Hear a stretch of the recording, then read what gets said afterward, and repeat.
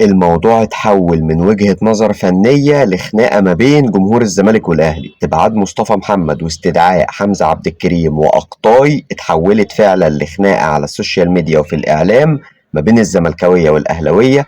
الأهلاوي يقول لك أنت محروق من حمزة عبد الكريم إن تم استدعائه، ومصطفى محمد ما يستاهلش إن هو يروح المنتخب، وشوية كلام كده بنقراه على السوشيال ميديا وبنسمعه في الإعلام غريب شويتين. لو رجعنا بالزمن ورا شوية تحديدا 2010 من 16 سنة، وهي آخر بطولة منتخب مصر قدر يحققها مع المعلم حسن شحاتة، وأعتقد مفيش اتنين في مصر يختلفوا على زملكاوية الراجل ده. كابتن حسن شحاتة تقريبا في الثلاث المتتالية اللي قدر إن هو يحققهم، والثلاثية التاريخية اللي قدر يحققها مع منتخب مصر، تقريبا كان بيلعب بمنتخب الأهلي.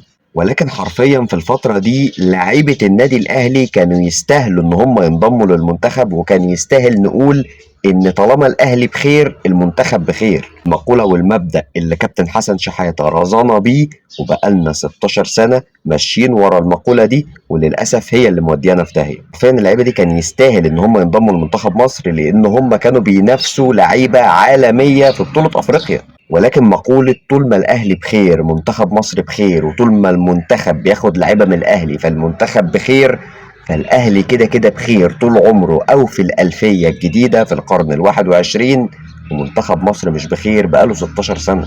فياريت نبطل دب في بعض شوية ونبص على مصلحة منتخبنا. عايزين يبقى شكلنا حلو وعايزين نعمل حاجة في المونديال، مش عايزين نروح نعمل أداء مشرف.